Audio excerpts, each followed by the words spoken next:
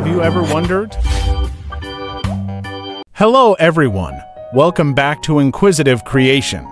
My name is Gilo, and I will be your trusted companion to explain things you ever wondered about but does not exactly know what they are. In today's discussion, we'll focus on understanding the resurgence of measles cases, its implications, and how we can collectively address this concerning trend. So, let's dive in and explore the complexities of measles in our current times.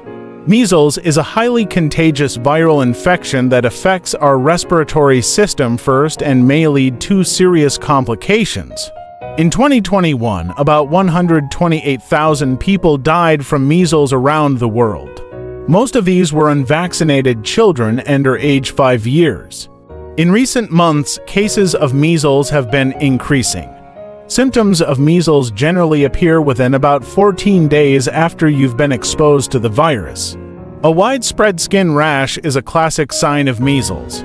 It commonly develops on your head first and slowly spreads to other parts of the body, covering most of the skin.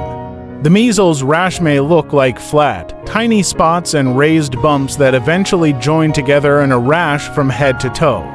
Depending on your skin color, the rash may appear red, brown, blue, or different from the rest of your skin. Measles is typically not itchy. Other measles symptoms may include cough, high fever, runny nose, irritation including redness and swelling, sore throat, and white spots inside the mouth. The incubation period for measles is usually between 11 and 12 days. The incubation period refers to the time that passes between exposure to the virus and when symptoms first appear. About 2 to 4 days after the first symptoms appear, a rash will start to develop. The rash typically lasts 6 days, but it may last up to 21 days. The virus that causes measles can be spread from one person to another as early as 4 days before a rash develops. Measles may continue to be contagious until about 4 days after the rash disappears. Common minor complications of measles may include ear infections and diarrhea. On the other hand, serious complications of measles that require immediate medical care may include pneumonia, encephalitis, and pregnancy-related effects. Measles may also lead to death in vulnerable individuals. Measles is caused by a virus from the Paramyxoviridae family. Viruses are tiny parasitic microbes or microorganisms. Measles is highly contagious. Up to 9 out of 10 people who are exposed to the virus will develop the infection. A person with measles can spread the virus to about 918 individuals. The virus that causes measles is transmitted through the air or by direct contact with droplets. When someone with measles breathes, sneezes, talks, or coughs near you, you may also be exposed to the virus if you come into contact with an object that has droplets that contain the virus on it, and then you touch your face, eyes, nose, or mouth. The measles virus can remain alive in the air or on surfaces for up to 2 hours. Once you've been exposed to it, the virus enters your body and invades host cells. Then it uses components inside those cells to complete its life cycle. The measles virus infects your respiratory tract first. It eventually spreads to other parts of your body through your bloodstream. Measles is known to occur only in humans and not in animals. A healthcare professional may diagnose measles by examining your rash and assessing other symptoms, including white spots in your mouth, fever, and cough. They may want to confirm the diagnosis with a blood test that detects the virus. The rash may not be evident for a few days after you're exposed to the measles virus. If you notice any other symptoms or already have the rash, it's important to let a healthcare professional know as soon as possible. Unlike with bacterial infections, antibiotics do not work for viral infections. The virus and related symptoms typically go away on their own in about 3 weeks. For that reason, measles treatment aims to relieve your symptoms and reduce the chance of complications. If you've been exposed to the virus that causes measles, a healthcare professional may take the following actions. Even before you experience symptoms, administering a measles vaccine. within 72 hours of exposure and prescribing a dose of immune proteins called immunoglobulin within 6 days of exposure. For acute symptoms like cough and fever, they may recommend taking over-the-counter medications, resting to help boost your immune system, drinking plenty of fluids, using a humidifier to ease a cough and sore throat, adding vitamin supplements to your routine. Even adults can get measles, and complications may be more likely. People who haven't received the vaccine have a higher chance of developing measles after exposure to the virus. If you are over age 20 years and have been in contact with someone who has measles, it's highly advised that you promptly contact a healthcare professional and take all the precautions not to pass the virus to someone else. In babies, before receiving their first dose of the vaccine, around age 1, babies are able to contract the measles virus. Babies receive some protection from measles through passive immunity, which is provided from parent to child through the placenta and during nursing. However, research from 2021 indicates that this immunity depends on the mother's antibody levels and may last only until infants are about 7 months old. Children under age 5 years are more likely to develop complications of measles if they aren't vaccinated. You may have heard rubella referred to as German measles, but measles and rubella are actually caused by 2 different viruses. Rubella isn't as contagious as measles, but it can cause serious complications during pregnancy. Even though different viruses cause measles and rubella, they're similar in several ways.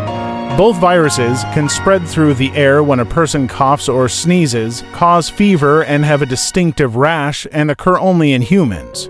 The measles, mumps, rubella, or MMR, and measles, mumps, rubella, varicella, or MMRV vaccines help prevent against both measles and rubella. You may reduce the chance of getting measles and developing complications by taking any of the following steps. Getting vaccinated is the best way to help prevent measles. The doses of the measles vaccine are 97% effective at preventing measles. The MMR vaccine is a 3-in-1 vaccination that can protect you from measles, mumps, and rubella. The MMRV vaccine protects against the same conditions as the MMR vaccine but also includes protection against chickenpox. Children can receive their first vaccination at age 12 months or sooner if they are traveling internationally. They can receive their second dose between the ages of 4 and 6 years. Adults who have never received an immunization can request the vaccine at any age. The vaccine is not recommended for people who have had a previous life-threatening reaction to the measles vaccine or its components, are pregnant, are immunocompromised, which can include people with HIV or AIDS, those undergoing cancer treatment, or individuals taking medications that suppress the immune system. Side effects of vaccination are typically mild and disappear in a few days. They can include fever and a mild rash. Some people believe that the measles vaccine can cause autism in children. As a result, an intense amount of research has been devoted to this topic over many years. Experts have found no link between vaccines and autism so far. Vaccination isn't just important for protecting you and your family. It's also important for protecting people who can't be vaccinated. When more people are vaccinated against a disease, it's less likely to circulate within the population. This is called herd immunity. To achieve herd immunity against measles, approximately 96% of the population must be vaccinated. Not everyone can receive the measles vaccination, but you can still help prevent the spread of measles in other ways. If you have measles, consider the following. Stay home from work or school and other public places until measles is resolved. This is at least 4 days after the measles rash disappears. Avoid contact with people who may be susceptible to infection, such as infants too young to be vaccinated and immunocompromised people. Cover your nose and mouth if you need to cough or sneeze. Dispose of all used tissues promptly. If you don't have a tissue available, sneeze into the crook of your elbow, not into your hand.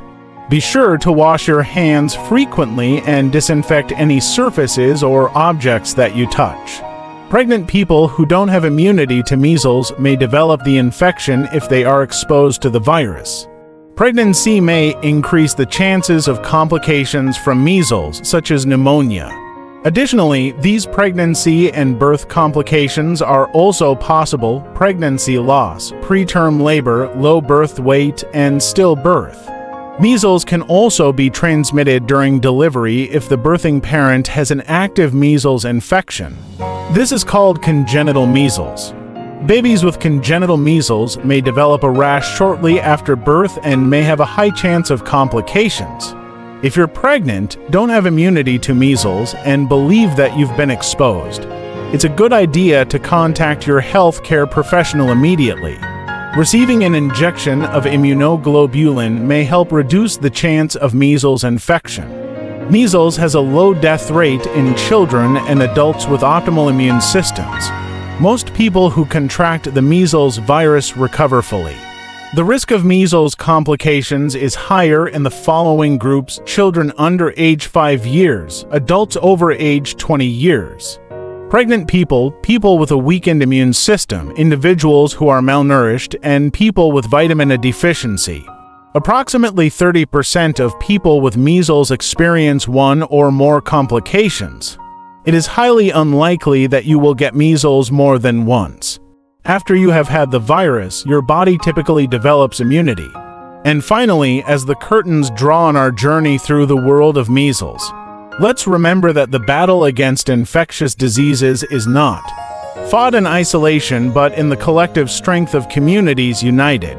From bustling cities to remote villages, let's continue to champion the importance of vaccination, not just for ourselves but for the vulnerable among us. Together, we have the power to rewrite the narrative of measles, transforming it from a tale of fear and uncertainty into one of resilience and triumph. So let's stand shoulder to shoulder, hand in hand, as we pave the way towards a world where measles is nothing more than a distant memory. This is your friend Gilo, signing off from Inquisitive Creation. Thank you so much for watching.